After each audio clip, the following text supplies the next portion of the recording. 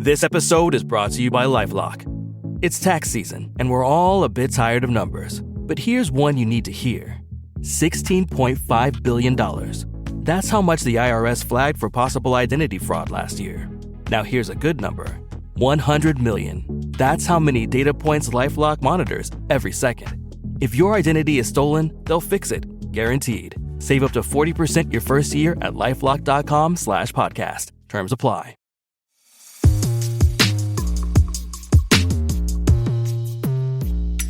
We're staying. Israel can call itself Jewish 1,000 times, but its reality is not only Jewish. We're staying there. We're not going to leave to make it easy for the extreme right wing in Israel to do voluntary ethnic cleansing. And then they have what they call Arab problem. They call us the Arab problem. They don't call us the Arab citizens. They call us the Arab problem. And this problem is going to continue sitting on their chest forever. That's Mohammad Darawshe, my guest this week on If You're in Charge. With me, Sanam Naraghi Anderlini. Welcome, everyone. The show is brought to you by the Robert Bosch Academy and my organization, ICANN, where for 20 years we've been working with women peacebuilders on stopping wars and violence around the world. Each week, I talk with other doers and imaginers about the tough issues they tackle, from extreme capitalism to biodiversity. And obviously, last week and this week, the focus has been on the Middle East, particularly Israel and Palestine. And my conversation with Mohammad comes on the back of my conversation last week with Rabbi Hanan Schlesinger. Mohammad is the director of the Center for Planning, Equality and Shared Society at the Givat Haviva Educational Center in Israel. He's been involved in Israeli politics and academia. In 2009, he was a member of the National Committee, which drafted a policy on coexistence in education. He's a man of many hats, but at the core of his work and what's motivated him, I think, throughout his vocation and his career, is this search for a shared society of equal coexistence and equality under the law for Jewish Israelis and Palestinian citizens of Israel. And much of his work is anchored in education. So it's kind of a mirror or the other side of my conversation with Hanan, and the similarities I hope you'll hear in terms of how important it is to have face-to-face, real-life, visceral experiences of seeing the other as an equal, as another human being, not just as somebody who is poster child of whether it's hate or polarization, but as someone who's actually like you. And for those of us maybe who live in Europe or in the US, it's hard to believe that you could be living in the same neighborhood or in a small country with people that you never really encounter in school or in social events. You live parallel existences. And so what does it mean to actually bring Israeli and Palestinian kids together for them to see what life is like, and also to deal with the many barriers that Palestinian citizens of Israel face, barriers that, again, we don't really often hear about. So that's my conversation coming up. I hope you enjoy it, and see you on the other side. Bye. Good to meet you, Sanam, and good to be with your listeners. Thank you. Good to have you with me. I wanted to talk to you because as part of the sort of series that we're doing on this, If You Were in Charge, what we're looking at is people who are really at the forefront of tackling really difficult issues. So they're actually doing the doing, but then also kind of being able to lift our heads and imagining, if you were in charge, what else would you do? So it's kind of this two-level aspect of the conversation.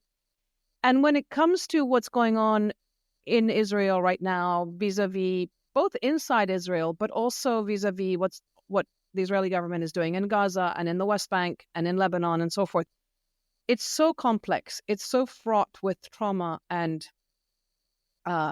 pain and anxiety on all sorts, and existentialism, if you want.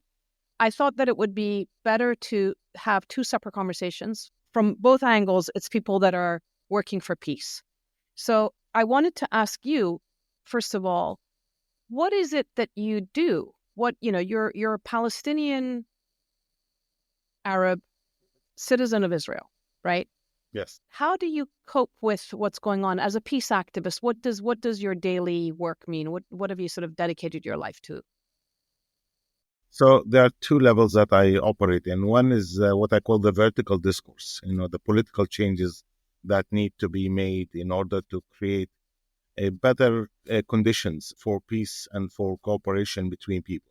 That is why during elections period inside Israel, I become a political creature and I try to get out the vote and urge people to participate in elections and to vote for political parties that might be willing to engage in a peace process and negotiations to bring about the resolution of the Israeli-Palestinian conflict.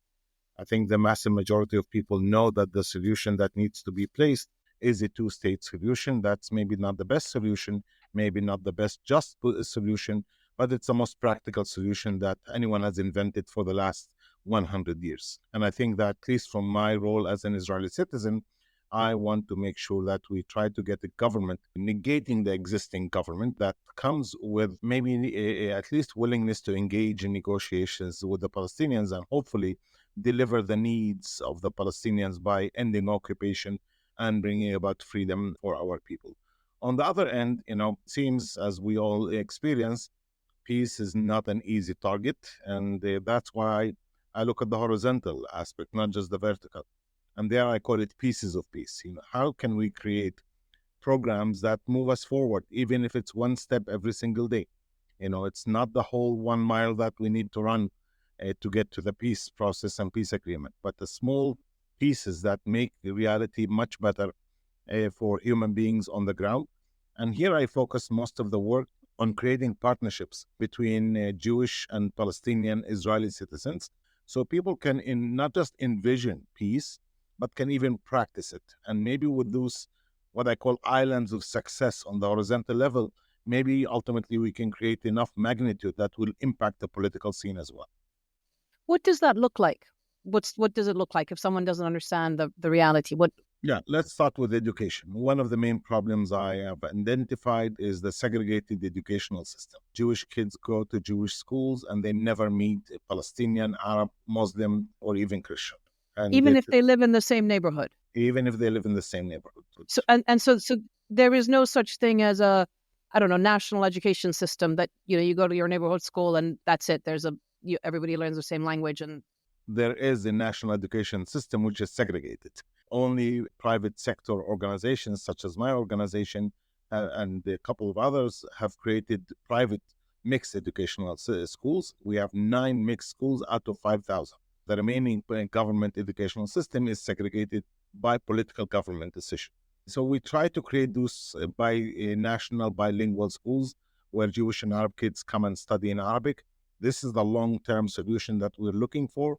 We want all the 5,000 schools to be mixed integrated schools and humanize the other. You can break stereotypes and you can engage in building a shared society based on growing up as the same civic creature as everyone else. In segregated educational system, you have stereotypes growing, you have racism growing, you have fear, and it's always the othering. Looking at the other side as the complete other who's the enemy most of the time. Although you get maybe the same kind of curriculum, but you live in separate towns and villages. 92% of Arab citizens live in separate towns, and even those that live in mixed cities, the 8%, they usually live in separate neighborhoods and go to separate schools.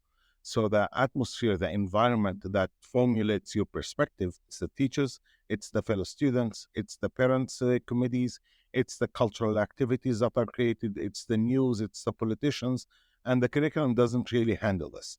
The curriculum does not try to make you a common citizen. Jewish citizens grow up to be very patriotic Israelis, and Palestinian citizens, they say, okay, if Israel says it's the state of the Jews, then what's my state? So they look to the Palestinian identity to try to fill that gap that is created. So the Palestinian citizens in Israel go through 2 processes. One is called, I would call it, Israelization and re-Palestinization, while the Jewish citizens go through Israelization and Judaization. So there is a gap. There is a gap that it keeps growing with time, especially at age 18, when Jewish graduates of high school go to the military. So when they go to universities at age 21, after 3 years of militarization and traumatization, sometimes 40% of Israeli Jewish university students today served in Gaza in one capacity or another. And they come to sit in the same classroom at university with a Palestinian Arab citizen that says, I am Palestinian. Israeli Jews, the only Palestinians they've been meeting in the last 13 months is on the other side of the gun, on the other side of the tank. In that time that the Jewish Israeli kids go off to the army, what are the Palestinian kids doing? Like, do they go to university at an early age? What happens to them in that time? Well, 20% go to university, almost half of them outside Israel. They don't feel comfortable in Israeli universities. Many go to Palestinian universities, but most of the others end up, unfortunately, pumping gas, construction and agriculture, low-paying positions. They get stuck in the lower echelon of economics. And I must say that this is a result of a lack of government investment in good educational system. Also, lack of accessibility to academia in Israel. Till now, Israel has not allowed the creation of one single Arab university for 21% of its population or Palestinian Arab. And your options are either to study in Israeli Jewish school, teaching in Hebrew in your second language. Again, so you go to school, you're learning Arabic, you're not really learning Hebrew. You learn Hebrew, but it's clearly not sufficient enough for academia. To go to university. Okay, so you're basically, from the beginning, there's a huge barrier. Yeah, linguistic gap, cultural gap. The Hebrew becomes a barrier to pass the exam because you're tested in your second language. 21% of the population of Israel, excluding the West Bank and Gaza and Golan Heights, the Israel sort of boundaries, is Arab Palestinian. Exactly. And of that 21%, in total, how many end up in tertiary education? About 26%. In comparison to many other countries, relatively it's good. But not all the degrees are what the job market needs. For example, we have about 18,000 teachers that are unemployed, people that finished educational degrees and they can't get a job because the market is saturated with qualified teachers that went to study, and there's not enough clients because entering to become teacher in the Jewish community is very, very, very difficult. We've managed to have 2,000 Arab teachers to teach in Jewish schools, but there are only science teachers or Arabic language teachers. They will not take you to be a history teacher or economics teacher or sports teacher. They only take Arab for very crucial topics for Arabic language and sometimes sciences, only when they are in dire need and there is no Jewish candidate to fill that position. So the job opportunities in education or in philosophy or even in economics and business management, the percentage of Arab employees in the finance industry is less than 1.5%. The percentage of Arab employees in the high-tech industry is less than 5%, and while being 23% of the engineering students. So you can graduate with an engineering degree, but that does not guarantee that you're going to get a job, because when they interview for a job, they ask, have you done military service? And we have a very simple answer: no. It's the shortest word in English, 2 letters. No, we did not do military service. We will not do military service because the military has a mission which does not stand with our moral values. It is occupying our Palestinian people, preventing the creation of an independent, free Palestinian state, and we will not be part of this kind of activity. So this is used to prevent the entry of Arab citizens in many arenas in the job market, or to work for civil service, to work for the government, and sometimes even to be able to get an apartment in a Jewish town if you want to work there or if you want to study there. Okay, so you have this problem about education segregation, and then, as you say, the job market and so forth. So in your work, you mentioned that you have established independent schools that are mixed, but it's how many schools? 9 schools? Yes. You said? Yeah, but I personally am very proud of the 9 schools. I do not ridicule the number because I think they serve as an icon of what can be done. It's maybe the ultimate best solution, but I don't think it's enough. And that's why I went for a faster route. And the faster route which I found was to what I call to bus Jewish teachers to teach in Arab schools and Arab teachers to teach in Jewish schools. And today we're operating in almost 20% of the educational system in both the Arab and the Jewish schools. That's about 2,500 cross-sector teachers that we have. And for 93% of the kids, Sanam, this is their first ever meaningful encounter with the other. 93%. And at what age does that start? When do you start that? Kindergarten to high school. We have presence in all the educational system. But for 93% of the kids, this is their first ever encounter. For 65% of them, this encounter changes their perspective about the culture of the other from negative to positive. So the program works. I'll give you a story about a young Palestinian Arab student. Her name is Aya, and we took her into program. We call it high-tech seats. We identify Arab kids who are very good in mathematics in 8th grade, give them academic courses in computer science, and the hope is to integrate those kids into the high-tech industry. And the concept is very simple. Create capacity of very high caliber and then challenge that capacity and offer it to the Israeli high-tech job market. She's today 21 and she's doing her PhD in computer science at an Israeli university called Beersheba University. And she has a Jewish mentor, professor, that thinks the world of her and has made her a teaching assistant. She's 21, doing her PhD, teaching Israeli Jewish students who are 22, 23, older than her. They come for their undergraduate degree. They see her as the icon of success. Those are the same students that served in intelligence units, and they were seeing Palestinians as their security subjects that need to be controlled. And Aya, who's younger than them today, is their professor, is their teaching assistant at university. This is a kind of success that makes us really feel that you've done something. The problem is size, scale. Now we are 20% of the system. There are certain educational streams, such as the Haredi ultra-religious schools, that will not allow this kind of program to even start. Some schools put conditions of who's the teacher, how many hours they cut. So it's a battle. It's an uphill battle, Sanam, but we are successful until now. We've made this now the biggest cross-sector educational activity ever in the field of Israeli, Palestinian, Jewish, Arab relations. We touch about 400,000 kids into this program. No one in history has ever been able to create a program with this magnitude. But I must admit, we're not there yet. We're not reaching the 100%. The last 2 years have been very difficult. We're at some kind of a freeze because we operate under the worst government that you can think of, but also under the worst social, political, economic, security conditions since the October 7th war started. Since October 7th, how have things changed for you and your colleagues and these teachers? What's going on with everybody? Well, first of all, I would say our subject matter, our problem doubled. 81% of Israeli Jews today say that they fear Palestinian citizens of Israel and mistrust them. And almost 70% of the Palestinian Israeli citizens fear and mistrust Israeli Jews. It means that we need to create different capacities. So instead of training 20 facilitators every year, this year we trained 75 facilitators. We're hoping that the day after the war, there will be a better opportunity, but we need to come with 3-4 times the capacity with the staff that is able to do the work.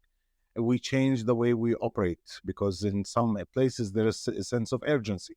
At universities, as I mentioned, 20% of the student population is Palestinian, 40% of the Israeli male population served in Gaza.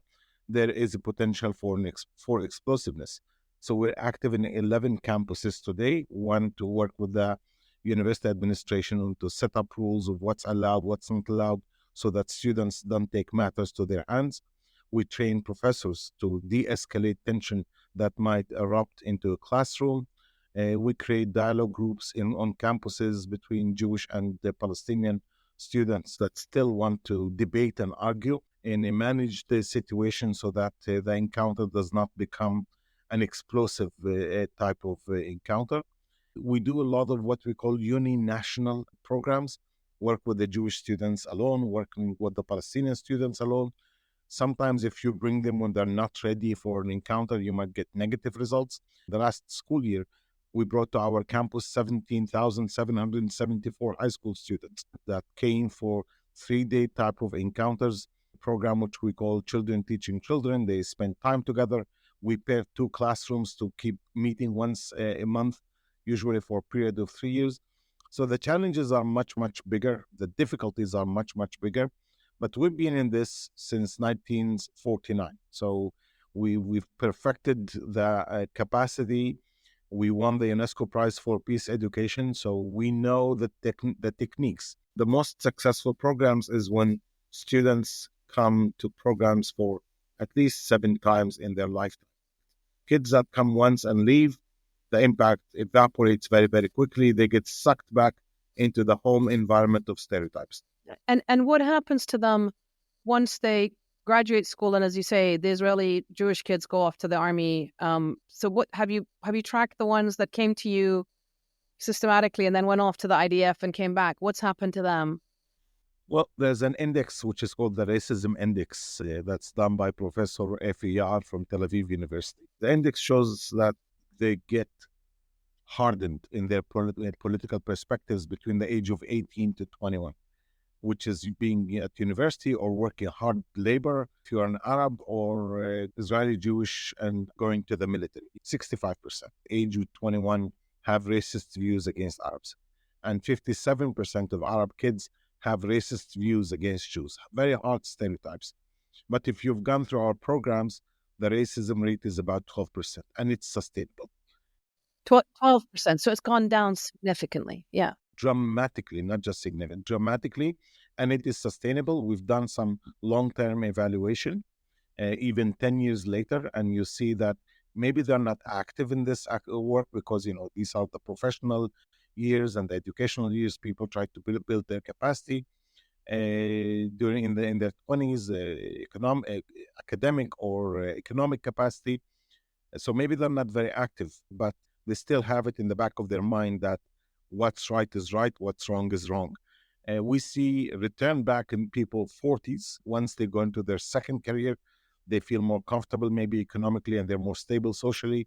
They come back and they want to be more involved. And actually now we're in the process of setting an alumni program to try to organize thousands of people that are coming back and say, we want to be involved. And since October 7th, has that increased, or did you see a dip and a rise, or how's it going? That actually within our graduates of our programs, that did increase, although what they want mostly is to talk and not to be active. Most Israeli Jewish society still stands behind the military effort of this government, and they are not willing to engage in debate with the government. I think they're still stuck in the trauma of October 7th, and they are not able to even see the trauma caused to the Palestinians. They're blocking that, and they're basically saying, let's talk. And I think it shows confusion mostly. Many people in Israeli society that have supported the war are not supporting it. They continue to support it, but I think they're beginning to show, one, maybe fatigue, and the second is confusion. And I think that the next few months, if we're able to activate or reactivate people that have that willingness to be involved, I think we might start seeing different phenomena in Israeli society that might challenge the government. You're working inside Israel with Jewish Israelis and Arab and Palestinian Israelis. What's the relationship between your work and what's happening in the West Bank and Gaza? And also, how do they perceive you guys now? Like Gideon Levy, the journalist, was speaking recently, and he said there are 3 governments. There's a government for the Jewish Israelis, there's a government for the Palestinian citizens of Israel, and then there's a militarized government that is, or the occupation force, which is in the occupied territories. Do you agree with them? Do you think that there is a distinction in terms of how the government treats these categories of people? Oh, absolutely. Israel defines itself as Jewish and democratic state. And I would say that by large, it is democratic towards the Jews and Jewish towards the Palestinians. And towards the Palestinians, it does not even attempt to be democratic. It only attempts to be Jewish. Even for you who are a citizen there? Yes, absolutely.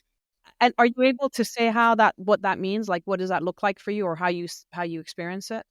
Well, first of all, legally, there are 28 discriminatory laws against Palestinian citizens of Israel, crowned by the nation state law, which was passed on the 19th of July, 2018. that says Israel is the state of the Jewish people, and Arabic is no more an official language, and the state can discriminate in certain activities, especially in housing and settlement activities in favor of Jews. There is the citizenship law, which does not allow Palestinian citizens to naturalize a spouse from outside Israel if they have any Palestinian Muslim Arab background. So let me again. So if you're a Palestinian Israeli and you decide to marry, I don't know, a Norwegian, in principle, you could naturalize a Norwegian wife or husband. Correct. But if you marry a Palestinian who is not of Israeli citizenship, but comes from West Bank or has been living in Jordan, they're not allowed to be naturalized. Correct. If the same person marries a Norwegian that her grandfather was Syrian or Iranian, the likelihood of getting naturalized is zero. Then there's the Nakba law, which prevents Arab schools from teaching about the Palestinian narrative, which is allowed to be taught in Jewish schools. There's the Acceptance Committees law, which gives power to 800 Jewish towns to create acceptance committees that can decide who can buy, rent property or lease property in those towns. And they're basically committees that prevent Arab citizens from buying, renting, and leasing properties in about 67% of the territory of the state of Israel. This is just overwhelming. I mean, it's just exhausting listening to it. I think that just people, I mean, in the sense that when you live in a place where you can decide, I want to go buy a place here, or I want to sell that property, or I want to marry whoever I want to marry, and in principle we have equality of some sort, this just seems so many barriers. How do you deal with it on a daily basis? I mean, the first way to deal with it is to put your end game. Our end game is we're not leaving. We're staying. Israel can call itself Jewish 1,000 times, but its reality is not only Jewish. We are Muslim, 83% Muslim, 8.5% Christian, 8.5% Druze. We're staying there. We're not going to leave to make it easy for the extreme right wing in Israel to do voluntary ethnic cleansing. I think that's what they want. They want us to get to the level of exhaustion so that we can make it easy and leave. And then they have what they call Arab problem. They call us the Arab problem. They don't call us the Arab citizens. They call us the Arab problem. And this problem is going to continue sitting on their chest forever.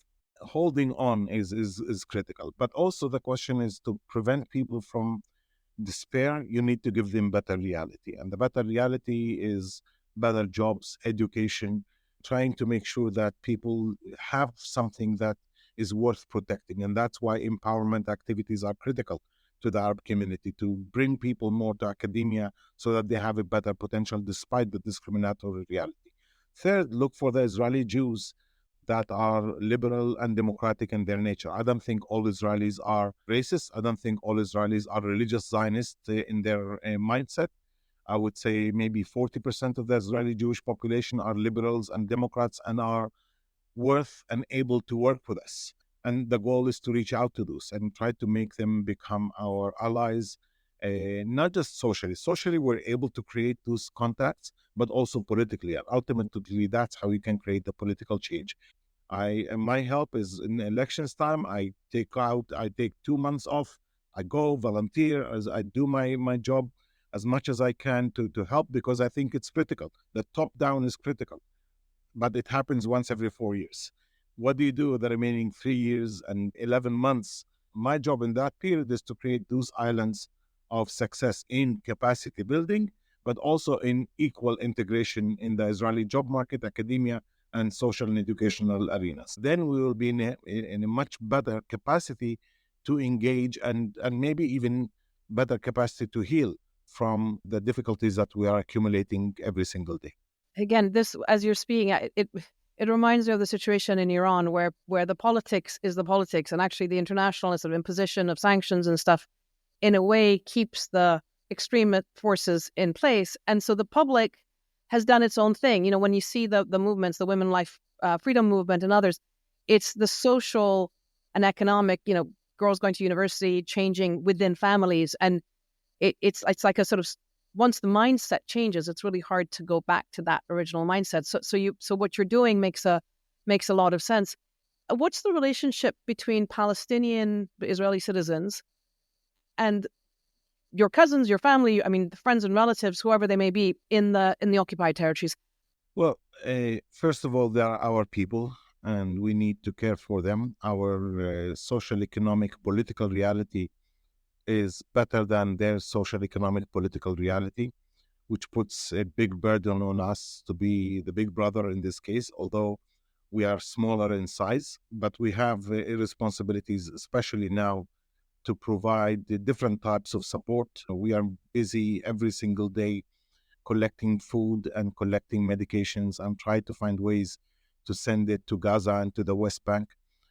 I don't call it humanitarian. When you're helping your brother, you're helping your sister or your cousin, whether it is first or second or 10th degree cousin, that's a duty. We see that as a duty and not humanitarian support. The second is political support, and the political support is within the Israeli scene. Unfortunately, we're facing a lot of anti-democratic, McCarthyist actions from the Israeli government that's trying to silence the Palestinian Arab citizens in Israel. More than 1,200 Arab students have been arrested, put in legal processes since October 7th for speaking out. One of them was my daughter. But we are not going to stop, we're not going to be silenced. And there is a price to pay. What do they do to these students? What do they do to the girls and the boys? Well, the fact that you have a file opened against you, it means that when you're into the system, the face recognition system will pick you out, for example, in a coup to enter Al-Aqsa Mosque to pray or to go to a public event, and they will prevent you from entering such an event. They relate to you as potential danger for public calm and safety. You cannot get a job in civil service. You cannot become even a bus driver. You cannot become a taxi driver. You're in the system just by opening the file against you. And does the file ever close?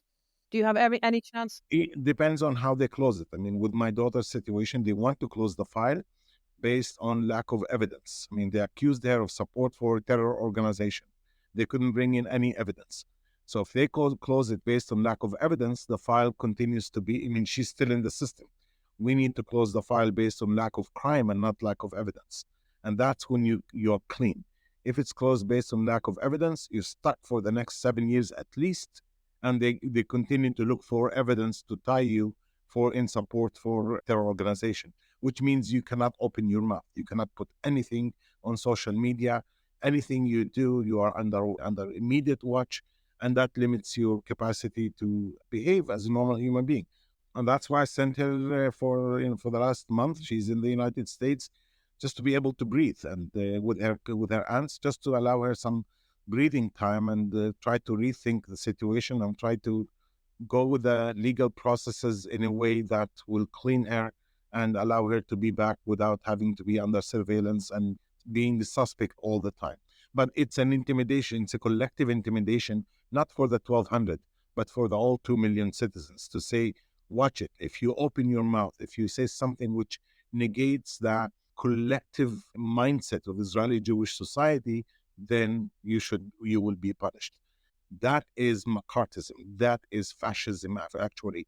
And I think that this government is going to continue in this process to even more deeper. Many people avoid taking violent actions, although 18 incidents have taken place since October 7th till now of Arab citizens that got fed up and they took desperate actions against Jews. Our leadership does not endorse that, does not accept that, always calls for nonviolent support to the Palestinians, which is short of what certain Palestinian groups want. Hamas wants us to open another front, physical front, in Arab towns and villages similar to the West Bank.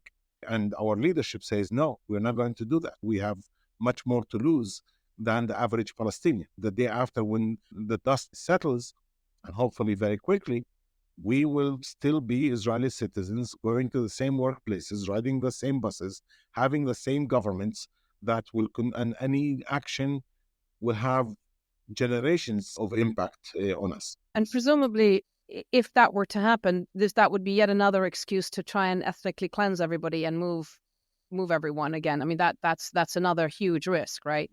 That's why Ben Gvir is actually making those arrests. I think he's trying to provoke the Palestinian citizens in Israel to get into violent reaction, so that his argument of saying, you see, they're part of the enemy, they're fifth column, and as such, let's get rid of them completely and find a way to do that ethnic cleansing plan that is definitely very deep in his heart and mind. You mentioned once we were speaking, and you mentioned that the relationship with the Palestinians in the West Bank and Gaza and Israeli and Palestinians in citizens of Israel, it feels sometimes like it's sweet and sour.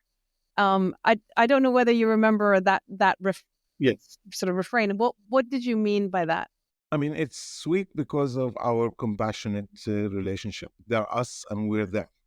As humans, as families, as peoplehood, but they expect from us much more than what we can give, and that creates that kind of sourness. You know, it puts us on the margins of the Palestinian national effort. We're not engaged in violent actions as they wish us to be engaged in. And some of them would take position as far as saying, oh, if you accept living in the state of Israel and you accept Israeli citizenship, this counts for treason because you are now accepting the identity of the enemy. So some take it that far, which creates the bitterness and sourness in the relationship. And how do you respond to that? Well, my response is that if staying home is treason, then count me as such. Staying home, my grandfather's decision to stay home, I think, was the highest act of patriotism and not treason. Most Palestinians were forced to leave, but some did choose to leave. And those that chose to leave are still refugees till today. And if my grandfather would have taken the decision to leave in 1948, I assume I was still living out of handouts of food from UNRWA and welfare agencies. I think that the fact that the decision of my grandfather's generation to stay was courageous, maybe not popular, maybe not understood. I don't even think he understood what he was doing. He just was thinking of wanting to live another day close to his olive orchards and close to his 28 goats that he had and 2 cows that he had. He didn't know what to do. And I think they just wanted to live a day at a time and not to go and choose to leave if they were not forced to leave. Yeah. And people, I mean, you can't go back in that time, but it's so many people assume that maybe they were just leaving for a week and coming back or something like that. And Exactly. that always happens. He didn't understand 76 years later what kind of political impact this will have. So I think that that decision, if it's called treason, then fine. It means that whoever is saying it does not really understand that dynamics of that moment of 1948, and does not understand what does it mean to be a refugee. Our suffering, although we're facing a lot of difficulties, but it definitely is not as close to the suffering of Palestinian refugees. And maybe some of them look at us and say, well, you benefited from history. I don't know if being treated as second-class citizens in Israel is a benefit, but yes, it is better than being refugees. And that creates a debate that I hope that ultimately will be solved when also there will be a solution for the Palestinian refugee problem. And then they can see us as the supportive, generous brother that is only there to try to provide help for the rest of the Palestinians. So this brings me, in a way, to the big question that you've talked about all this work that you're doing at the horizontal level, the piece by piece, and then the politics being the bigger picture. But if you were in charge, if you could make decisions right now, or if there was a willingness to have a national dialogue within Israel, within Israel, in parallel to what was happening in Palestine, which as a peace builder is what I would say should be happening. If you had that kind of a national dialogue and you could shape and inform policy, how do you envisage what could happen? What would you do if you were in charge? Well, if I was in charge, I would first of all create a coalition that will be based on the liberals and the Palestinian citizens of Israel. The liberal Israeli Jews and Palestinian citizens of Israel, which happened twice in history. During the Rabin period, he was dependent on support of the Arab political parties, and that's why he engaged in the peace process and the Oslo agreements that progressed very well until he was assassinated. I would repeat that segment of history. This will happen only if we increase the political participation of the Palestinian citizens in Israel and create that partnership with the Israeli center-left. So that's one area. The second, and I just spent a couple of days in Washington, D.C. last week and talking to people in the administration. A final status agreement of the Palestinians, no one has invented anything better than the Oslo process. And I think that what we need today is to ask the international community to step in and impose a solution. So let's work on the 97% of agreed land that will be Palestinian, and focus negotiations for the next 5, 10 years or 20 years over on the remaining 3%. Let's shrink the conflict and not keep working on the 100%.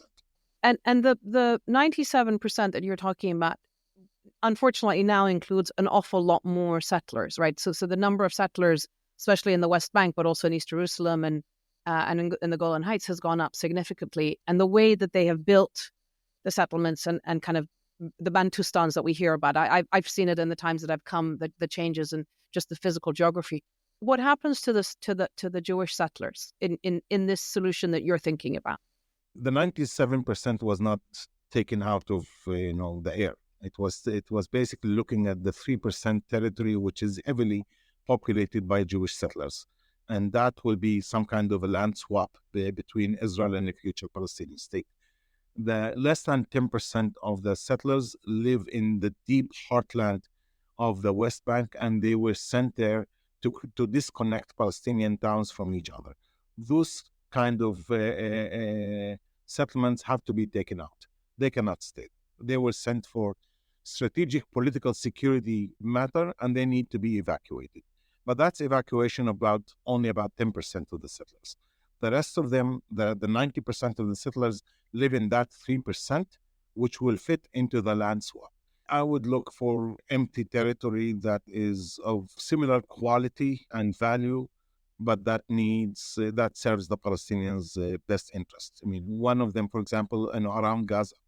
Gaza is very highly populated and needs a little bit more territory. There's enough territory around it that does not have residents on it, or very, very minimally populated, maybe a couple of kibbutzim around it. And I think that if you need to evacuate 1,000 or a couple of thousand people to make Gaza a bit more habitable, that can be done. I mean, there has to be a price for peace. Israel needs to be able to step backwards and say, okay, we will give something. It cannot be only that the Palestinians have to accommodate the reality. And I do not think that the Palestinians should be asked to give anything more than 78% of the land of Palestine for Israel. That's already very generous. So when the Palestinians accept Palestinian state on 22% on the original Palestine, they're doing their share. In your work, if money wasn't an object, if there was a billionaire who wanted to come and help, what would you suggest that they do? I believe in education. I'm an educator. So if I have the financial means, I will hire 7,500 teachers tomorrow, but I will need 7,500 salaries a month and not count on the goodwill of the existing government. I would give every Arab student that wants to study in university a scholarship, especially those that belong to the 46% below poverty. There's a lot of potential of people that are able to go to university. They have the brains, but they don't have the means. And this is institutional poverty. These are not people that are lazy, but people that they lost all of their assets when their land was confiscated and their father turned into becoming a day laborer that barely brought enough food to the family and could not send their kids to school. I will look for training more women to go to the job market so that you build capacity for people to get themselves out of trouble, and you just work with them for 2-3 years and not for all of their life. And also put every Jewish and every Palestinian kid in some educational encounter that will allow them to recognize the humanity in each other, reduce stereotypes, realize the other side doesn't have a horn, doesn't have a tail. They have different political perspectives. We have different political narratives. We can argue those narratives, but in an administered, managed way that does not produce more hatred but in a way that reduces the tension between the two sides. This is how you create maybe a generation of people that are more willing for peace in the future. Thank you. That I don't even think you need $1 billion for that. I think a few $100 million, and it's taken you for many, many years. I mean, it's so probably the price of one fighter jet. Exactly. The question I always ask is, what gives you hope, especially now, especially with what's going on still in Gaza? What gives you hope? Two things. One is the fact that I know I have Israeli Jewish partners in this, that we're not screaming in the darkness, but they are real people with whom we're working. And second is that I see that the younger generation didn't give up. They did not surrender their will to the radical groups, and they're still trying to fight the right battle. I see about 300 kids that come to our campus every week. We can unmake racism. We can unmake stereotypes. That gives me hope. It's not the scale of and magnitude that makes change within a day, but that's the nature of education. It's a slow process. There's a rule that we use in our institution. It's called TTT. Things take time. But if you bring me that billionaire, instead of 300 kids a week, we can work with 3,000. We can work with 50,000. We know how to do the work. We need the scaling. The scaling comes usually by one of two ways. Either you get the right government, and we do not have the right government today, or you get the resources. This is what happened in Northern Ireland when the international community came with the resources. This is not happening in the Israeli-Palestinian conflict. Thank you for that, Mohammad, and really good luck with everything. I think what you've shared is so important because it just shows what is really possible at a time when everybody is assuming that nothing is possible and that nothing is going to be possible. Actually, not only you're saying it's possible, you're seeing it happen. So thank you so much for what you're doing. We're making it happen. You're absolutely making it happen. Wonderful. Thank you so much.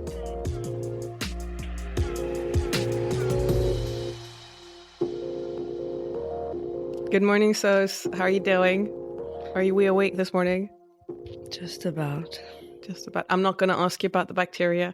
I'm just going to say I'm excited about coming up to Cambridge to do the debate soon on the UN. I'm excited too. I hope you crush the opposition.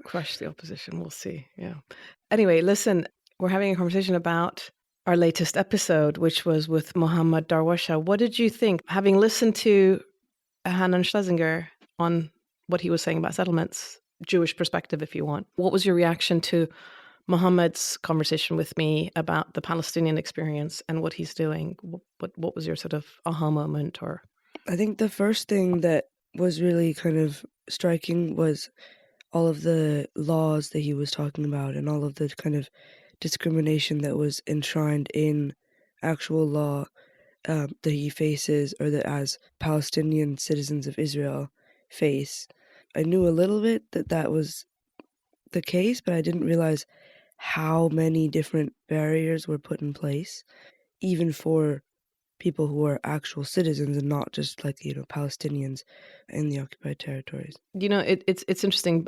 Baba used to say that Israel was sort of the democratic country in the Middle East, or the least undemocratic country in the Middle East. And I think that people often forget that when we say Israel is a democracy, it's a democracy with full rights for Jewish citizens. He had a really good turn of phrase there. I think that he said that it's a democracy for Jews, and then for Arabs it's a Jewish state. Yeah, exactly. And then the three tiers, right? So the Jewish citizens, the Palestinian Arab citizens of Israel, and then the occupied territories, which basically have very little rights or no rights whatsoever. Yeah, it's hard to. I had the same thing, that it's really hard to explain to somebody living, in Europe or in the US, the sort of structural barriers. Who you can marry and what kind of rights they might have depending on where they come from, and from all these sort of your personal life, your political life, your economic life, everything is kind of controlled in some sort of way or discriminated against, right? Yeah, I mean, clearly starting from the schools, which is where he's trying to make the change, I suppose. It's just indoctrination, basically, right? Seems like that's what he's saying. Similar to what the rabbi was saying last time, it seems so simple, like the kind of initial steps of what they're doing. And I loved that, like, his answer to what would you do with $1 billion was like hire tons and tons of teachers. And then his comment at the end is like, oh, it's probably just the price of a fighter jet. That was kind of depressing, but yeah, true. Like what he was saying about how this was the first encounter that so many students have on both sides, like with either Jewish or Arab or whatever, whichever one they are not, was crazy because, like, I guess you think that a place like that, like, it's so, and it's not mixed, but it is like everything's very close together. It's tiny, the whole area, and yet somehow they've gone their whole lives never encountering a Palestinian person. It's also crazy that it makes so much of a difference. Like, I don't know how you measure racism, but he says that it's going down. Yeah, what's interesting is that it's not that you don't come across them. It's that it goes back to what Hanan was saying. It's you just don't notice them, right? Like they are there. You certainly don't speak to them. Yeah, right? You don't speak to them as equals, right? You're not in the same level playing field in a classroom or in the idea that you would be living in a place, kids like you would be living in a place and they just don't see their neighbors at all is just very strange. I thought his answer on, like, how do you deal with it? How do you keep going? How do you continue to, like, stay motivated in this struggle that seems like it's not getting better? In fact, there's probably things that recently have made it get worse. And he was very straightforward, he had, 2 answers. And he was like, well, we're not leaving. And I mean, that's kind of something you hear a lot, that they're like, oh, well, this is our home. We're not leaving. So the end game has to be that we are able to stay here. What did you think about he was also saying the coalition and, like, the Oslo agreement, like that's what we need to go back to, right? Yeah, I think, this is what's interesting is that nobody says we have the perfect solution, but they say we have a solution. And the solution is creating, going back to the Green Line of 1967 and having 2 states. And then the overlap between what Mohammad says and what Hanan says is that, there is some element of a sort of a land swap, if you want, of, where people are, because as Hanan said, the settlements, a lot of the sort of more densely populated areas are places that were historically maybe government land, and so you kind of carve it out, and then there's another piece that you give, provided we're not moving too many people. I mean, I think that's the real danger, that you do a carve out and all of a sudden you're ethnically cleansing another mass of Palestinians out of Israel proper. I think that would be dangerous. But the idea that you have 2 states, and like any other country that we know, the state is the state, and if you want to be Jewish or Muslim in that state, or if you want to be ethnically, Palestinian Arab or ethnically Polish for that matter, when coming from many of the Jewish communities, or Russian, that's fine. But the state, the rule of the law is the same for everyone, and the fact that this is not tolerable for so many of the settlers, I think, is interesting, and also. The other part that really I found poignant was that, the struggle for Palestinian liberation or the creation of the state of Palestine and people who live in the West Bank and Gaza and so forth is one thing. And right now they're struggling with the sort of the weight of a military occupation, even though there's the Palestinian Authority supposedly in the West Bank. But the idea is that for them, if and when there's a state, they will have equal citizenship rights. Whereas what Mohammad was saying is that their struggle as Palestinian citizens in Israel continues. Like they, right now they don't have equal rights. Even if there's a Palestinian state tomorrow, we don't know whether Palestinians in Israel will have equal rights. It's a different sort of thread of the struggle, if you want. And we never really hear about that either. That it was interesting that they both pointed out that just making the coalition or 2-state solution is not enough. You also need to, like, change people's mindsets and all that. If not, you're just going to continue with the same like underlying problems, particularly for people like him who are Arab citizens of Israel. What did you think of his answer about his interaction with people in the occupied like Palestinians in the occupied territories, and like how their fights go together but are also, I guess, slightly separate? We don't often hear about the sort of the specificity of the Palestinian experience in Israel, right? So but as he said, they have their own issues, but they're still better off economically, politically, socially than their cousins or their counterparts in the occupied territories. And so that question of, is it bittersweet or sweet and sour or whatever that sort of duality was really interesting. And then his point about how their community in Israel has been really critical in mobilizing to get humanitarian aid into the West Bank. Like they've been really central to sort of collecting whatever money, food, whatever that people, medicine, I guess, to the extent that it can be delivered in. So that I thought was really important. And then his point about, if they accuse us of being traitors, the only, my grandfather was a traitor because he didn't leave. That was really, for me, touching, because it's exactly, it was very personal. I mean, it's like what happened with the revolution, that, some people left, some people didn't. And for me anyway, my dad, Baba didn't leave. Why didn't he leave? It was kind of haphazard and but something in him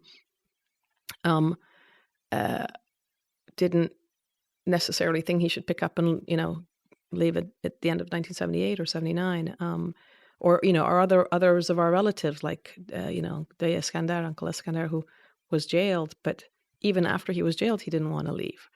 So that connection to saying, I'm not going to go, I think is a really powerful message, despite all the burdens and the pain that it causes, because it's, fractures families and things. So I thought those comments were really interesting and again important, because I imagine it must be quite fraught and quite tense and difficult sometimes when you're thinking about the different communities. And probably, if we have time, either in this series or next series, I will definitely want to interview somebody who's coming from the occupied territories, right, to have that perspective as well. His description of like how they use the surveillance techniques, and it's just like a collective intimidation process, fits in to our conversation next week with Meredith, the CEO of Signal.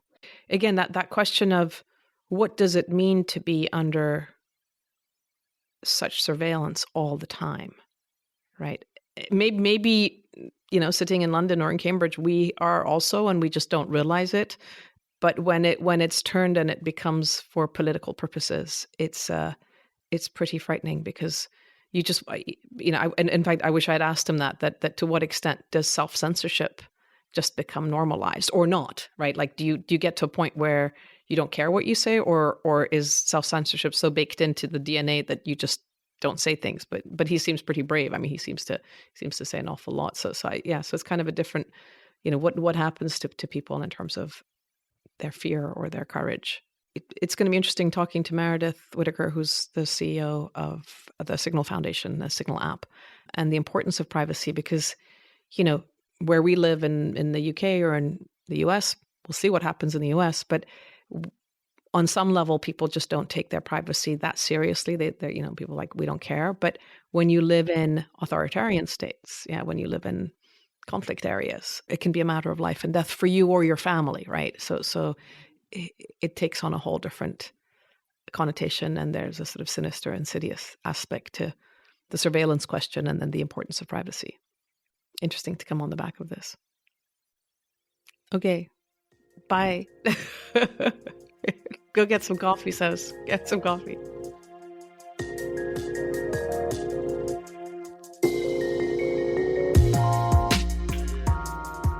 This is an Africa Digital audio production. My executive producer is Pierce Lynch, and it contains original music by Little Monster Media. Remember, you can catch a new episode of If You Were in Charge every Tuesday. A huge thanks from me to the Bosch Academy for making these conversations possible, and to my own organisation, ICANN, for allowing me the time to explore these big issues with my guests and spend some time with my daughters. If you want to get in touch, you can find all our social media links on our website, and the link is in the description of the episode. So that's it for If You Were in Charge. I'm Sanam Naraghi Anderlini. See you next time. Bye.